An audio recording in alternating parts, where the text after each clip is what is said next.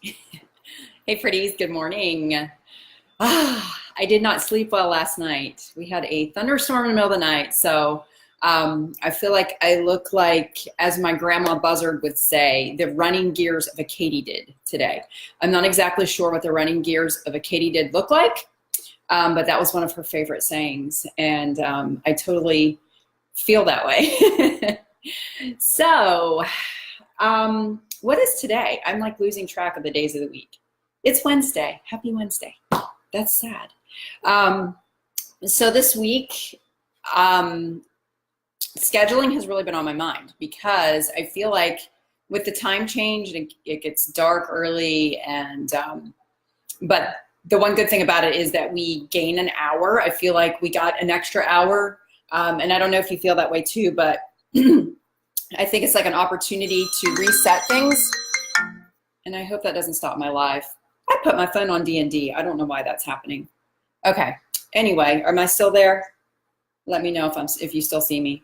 That happened last week and it completely stopped the live feed. So I hope that didn't happen today. Yes, thank you. Thank you for confirming. Okay, so anyway, could somebody on Facebook, if you're on Facebook, could you let me know that I'm still live? Thanks, Debbie. Hi, good morning.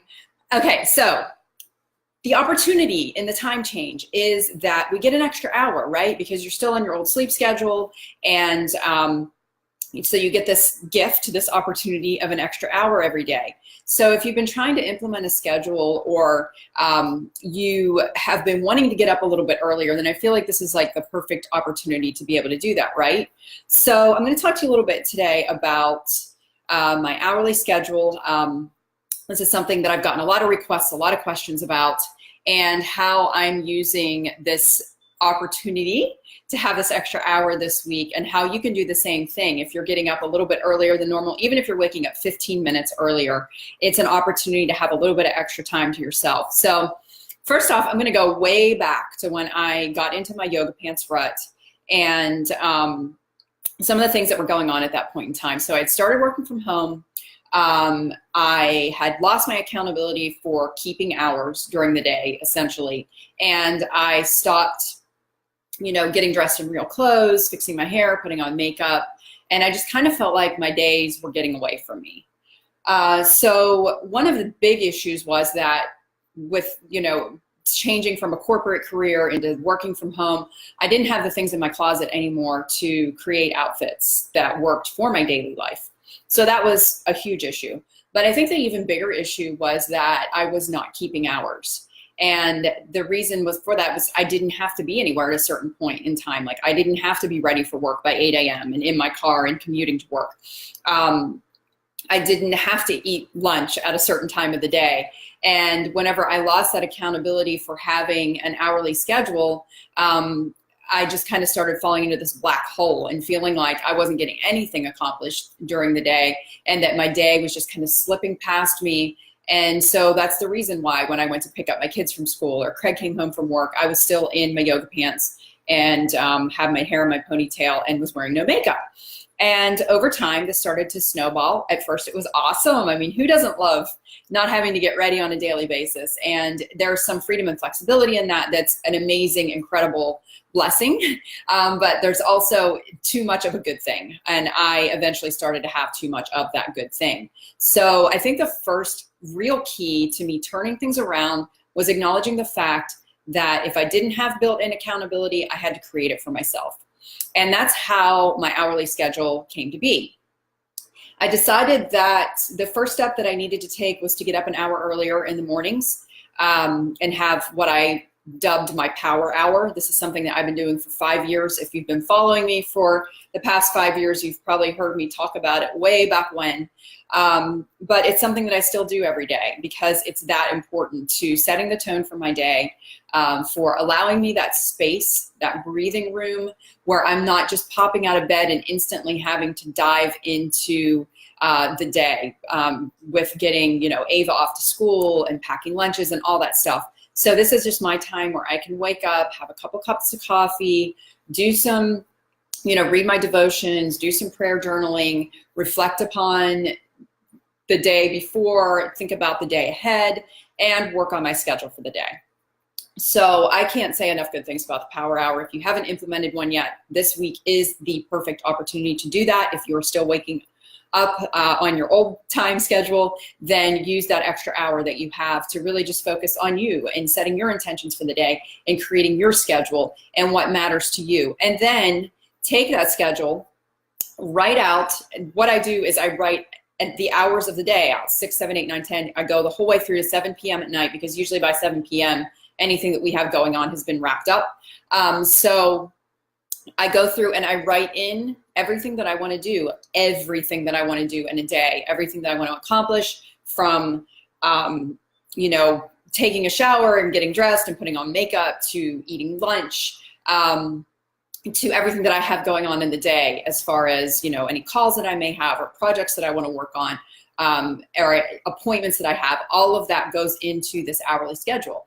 And what happens is, if I ever get off track, I can go back and refer to it. And yeah, some days it's the same things over and over again. I'm a creature of habit. I love routine. So a lot of times my daily schedule is going to be those things that recur on a daily basis, which is fine. Then that makes it super easy. I just go ahead and fill in those blanks.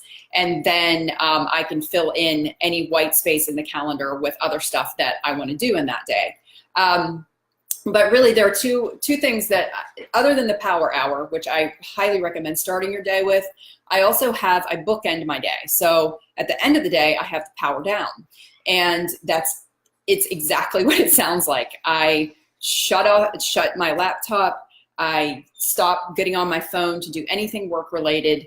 And I retreat into our front living room, usually with Craig. You know, oftentimes we will either have a glass of wine or a cup of espresso, depending on if we need to power up or wind down. And we talk about our days and what's going on in the evening, and just kind of catch up with each other. Although we both work from home, that connection is really important for us, because throughout the day, he's on calls all day, I'm doing my thing, and we don't really get to talk to each other. So it's really nice to have that moment of connection at the end of the day. Another nice thing about it is that I can signal to my mind, again, that we are transitioning from the workday into the evening. I don't have a commute to do that.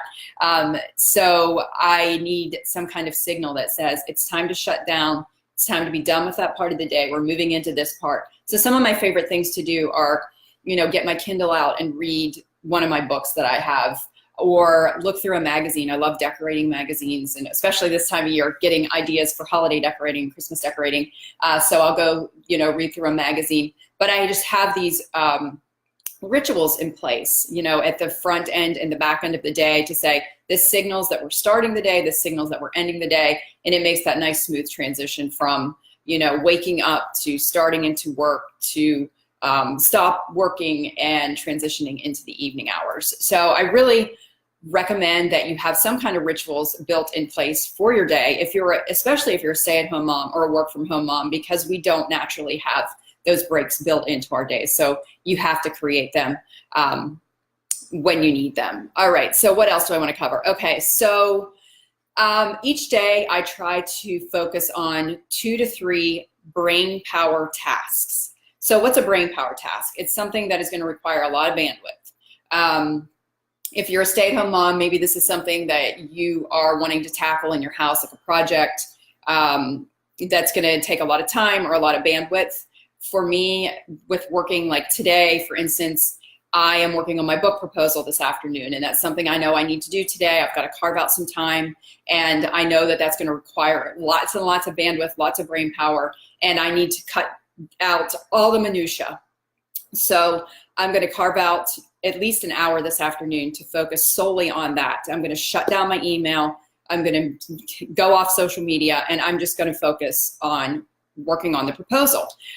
You know, some days it might be I need to focus on writing a blog post or working on a capsule wardrobe, but whatever it is, I highly recommend that you limit these big brain tasks to a maximum of 3 per day. I usually try to limit it to 2 per day, and if it's something really big, then 1 per day is more than enough, especially after I get through, you know, email and social media and all that stuff. I think it's really important to do your best work. And sometimes you have to cut back on what you're doing in order to do that and focus on one task at a time. Multitasking, I am very guilty of multitasking, but it's been shown to not be effective. It does not work well. So I try to get away from that whenever I can. Something else that I want to mention is social media can be a black hole. I think that is one of the big issues that I was facing early on in, my Yoga Pants Mom rut, is that I would, instead of knowing how to use my time, instead of having my schedule to refer back to, instead of looking and seeing, okay, this is what I have scheduled during this time frame, I would just default to wasting time on social media. So I would fall into the black hole, maybe waste 30 to 45 minutes on social media that I could have been spending, getting my shower and getting dressed and putting on makeup for the day and done something that made me feel productive and motivated. So that's another reason why I love this 30-minute time block schedule, because I know that I still get to indulge in that, but I also have limits on it. So I have a challenge for you today. If you have never done an hourly schedule, if you have never done a power hour or a power down,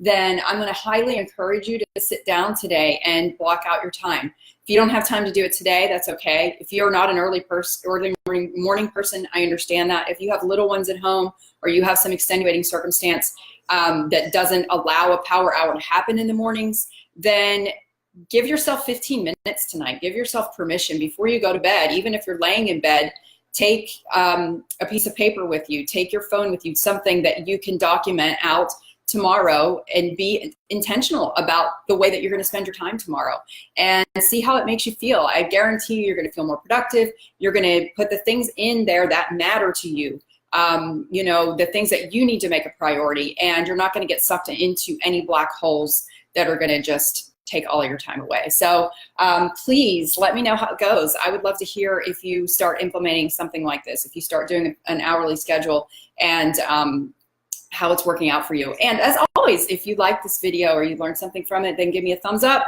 and share it or tag a friend.